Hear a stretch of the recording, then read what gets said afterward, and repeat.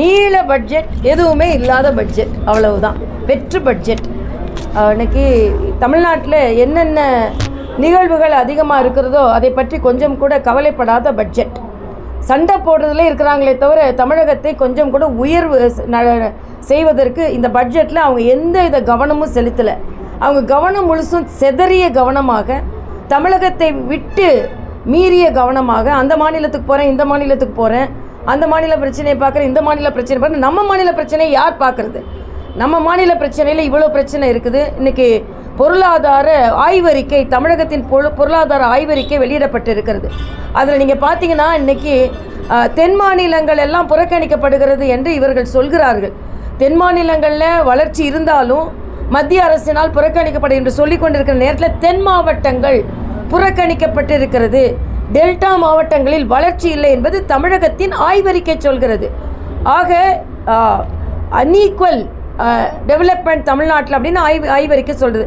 இவ்வளவு நாள் ஆட்சியில் இருந்து 4 ஆண்டு கால ஆட்சிக்கு வந்து தென் மாவட்டங்களை கொஞ்சம் கூட கவனிக்காத நீங்கள், ஏதோ ஒரு மாநிலத்தின் பெயர் விடுபட்டது என்றால் மாநிலத்தை பற்றியே கவனிக்கலைன்னு மத்திய பட்ஜெட்டை குறை சொல்லும் நீங்கள், டெல்டா மாவட்டங்களும் தென் மாவட்டங்களும் முற்றிலுமாக ஆய்வறிக்கையை சொல்கிறது, அனுபவபூர்வமான ஆதாரபூர்வமான ஆய்வறிக்கை சொல்கிறது, இவை வளர்ச்சி அடையவே இல்லை.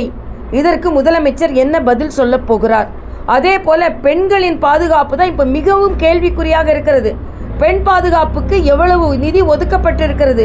பல இடங்களில் சிசிடிவி கேமராக்கள் தேவை, பல கல்வி நிறுவனங்களில் சிசிடிவி கேமராக்கள் தேவை. அதற்கு எவ்வளவு நிதி ஒதுக்கப்பட்டு இருக்கிறது?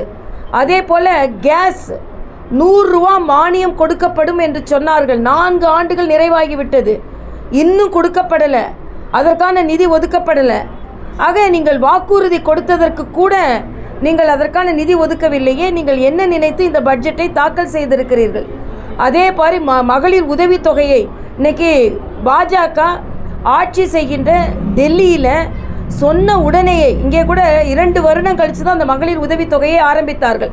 நான் கூட சொன்னேன், 2 வருஷம் கழித்து மகளிர் உதவித்தொகையை ஆரம்பிக்கிறீங்க, அதனால் 2 வருஷத்துக்குள்ளே மகளிர் உதவித்தொகையை கொடுக்கணும்னு நான் சொன்னேன். ஆனால் இன்றைக்கி ஆட்சிக்கு வந்து சில நாட்களுக்குள்ளேயே 2500 ரூபாய் டெல்லி அரசினால், பாரதிய ஜனதா கட்சி அரசினால் கொடுக்கப்படுகிறது. ஆனால் இன்றைக்கி தான் இன்னும் அப்ளை பண்ணவங்களுக்கெல்லாம் கொடுக்கப்படும் என்று இன்றைக்கி மெதுவாக சொல்லி கொண்டு இருக்கிறார்கள். ஆக பெண்களின் பயணம், அந்த பயணத்திற்கு 8,000 கோடி 8,000 கோடின்னு தெரில, 3,600 கோடின்னு நினைக்கிறேன், பெண்கள் பயணத்திற்கு என்று சொல்கிறார்கள். ஆனால் பெண்களின் முன்னேற்றத்திற்கு அது தவிர, ஏன்னா அன்றைக்கி பார்த்தீங்கன்னா மரியாதைக்குரிய பாரத பிரதமர் மகாராஷ்டிராவில் பெண்களை லாக்பதி திட்டம் என்று ஒன்றை வைத்து பெண்களை 75 லட்சம் பெண்களை லட்சாதிபதி ஆக்கின்ற திட்டத்தை பாரதிய ஜனதா கட்சி கூட்டணி அரசு மேம்படுத்தி வருகிறது. அப்படிப்பட்ட மிகப்பெரிய அட்வான்ஸ்டான திட்டம் எதுவும் இல்லை. ஏதோ பெண்களுக்கு கொஞ்சம் இலவசத்தை நம்ம கொடுத்தா போதும், அதன் மூலம் அவர்கள் வாழ்வாதாரம் உயர்ந்துவிடும் என்று இவர்கள் நினைத்து கொண்டிருக்கிறார்கள். ஆக பெண்களுக்கான உயர்வை மேம்படுத்துவதற்கான எந்த திட்டமும் இல்லை. தமிழ் என்று சொல்லிக் கொண்டிருக்கிறார்கள். மரியாதைக்குரிய உள்துறை அமைச்சர் அமித்ஷா அவர்கள் கேட்டார்கள், எல்லா மாநிலங்களிலும் தொழிற்கல்விகள் வந்துவிட்டது, அந்தந்த தாய்மொழியில் வந்துவிட்டது என்று சொன்னார்கள். தமிழில் தொழிற்கல்வியை கொண்டு வருவதற்கு என்ன முயற்சி செய்தீர்கள்? தொழிற்கல்வி போன்ற புத்தகங்களை மொழி மாற்றம் செய்வதற்கு 2 கோடின்னு சொல்லியிருக்கிறாங்க. இது எந்த வகையில் போதும்னு எனக்கு தெரியல. ஆக தமிழ் என்று சொல்லும்போது தமிழ் வளர்ச்சிக்காக, தமிழ் பல்கலைக்கழகத்திற்காக, இன்னும் தமிழ் பல்கலைக்கழகங்கள் இன்னும் தமிழகத்தில் சமஸ்கிருத பல்கலைக்கழகம்னு சொல்கிறீங்களே, தமிழில் மரியாதைக்குரிய எம்ஜிஆர் அவர்கள் நிறுவிய தமிழ் பல்கலைக்கழகத்திற்கு பின்பு ஏதாவது ஒரு பல்கலைக்கழகத்தை நிறுவுவதற்கு ஏற்பாடு செய்திருக்கிறீர்கள். ஆக இப்படி எல்லா விதத்திலும் எந்த பிரிவு, இன்னைக்கு தமிழ்நாட்டிலிருந்து விவசாயிகள் சத்தீஸ்கர் முதலமைச்சரை, பாஜக முதலமைச்சரை பார்த்து அவர் குவிண்டாலுக்கு 3,500 கோடி ரூபாய் கொடுக்குறாரு, அதனால் 1.5 கோடி குவிண்டால் அங்கே நெல் கொள்முதல் ஆகியிருக்கிறது அப்படின்னு சொல்லியிருக்கிறாங்க. ஆக பாஜகவோட முதலமைச்சரை பார்த்து தமிழக விவசாயிகள் பாராட்டு தெரிவித்து தமிழகமும் இதை போல நடந்து கொள்ள வேண்டும் என்று சொல்லியிருக்கிறார்கள். இன்றைக்கி புதிய பஸ்கள் வாங்கிறதுக்காக 3,000 கோடி ஒதுக்கப்பட்டு இருக்கிறது என்று சொல்கிறார்கள். இதுக்கு முன்னால் உள்ள பஸ்ஸெல்லாம் என்னாச்சு? இன்றைக்கி முன்னால் உள்ள பஸ்ஸெல்லாம், இதுக்கு முன்னால் ஒதுக்கிய பஸ்கள் என்னாச்சு? இன்னும் சொல்லப்போனால் போக்குவரத்து கழகத்தை இன்றைக்கி போக்குவரத்து கழகத்தில் இருந்து எடுத்து அதை போக்குவரத்து ஊழியர்களெல்லாம் அரசாங்க ஊழியர்களாக மாற்றணும். நான் தெலுங்கானா வில் இருக்கும் பொழுது போக்குவரத்து ஊழியர்கள் எல்லாம் அரசாங்க ஊழியர்களாக ஆக்குவதற்கு கையெழுத்து போட்டதனால் அவர்கள் எனக்கு பாராட்டு விழாவே வைத்திருந்தார்கள். ஆக எல்லா விதத்திலும் இங்கே அரசாங்க ஊழியர்கள் இன்றைக்கி பென்ஷன் திட்டத்தை பற்றி எந்த அறிவிப்பும் இல்லை. அதே மாதிரி மின் கட்டணத்தை பற்றி அவர்கள் 2 முறை இல்லாமல் 1 முறை தான் நாங்கள் எடுப்போம்னு சொன்னாங்க. அதை பற்றி அறிவிப்பு என் கண்ணில் தெரிந்த மாதிரி இல்லை.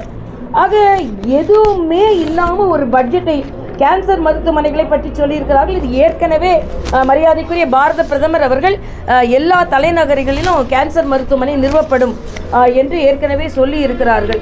அதே மாதிரி மருத்துவக் கல்லூரிகள், புதிய மருத்துவக் கல்லூரி எல்லா மாவட்டங்களுக்கும் வேணும் அப்படின்னு சொன்னால் இவங்க அடிப்படையில் கொண்டு வந்தால் அதை கொடுப்பதற்கு தயாராக இருக்கிறது. இன்றைக்கி ஏற்கனவே இஎஸ்ஐ மருத்துவமனையை கோயம்புத்தூருக்கு கொடுத்துருக்குறாங்க. திருப்பி கோயம்புத்தூருக்கு எய்ம்ஸ் வேணும் அப்படின்னு கேட்குறாங்க. ஆக இன்னைக்கு மத்திய அரசு பல நல்ல திட்டங்களை தமிழகத்திற்கு கொடுத்திருக்கிறது.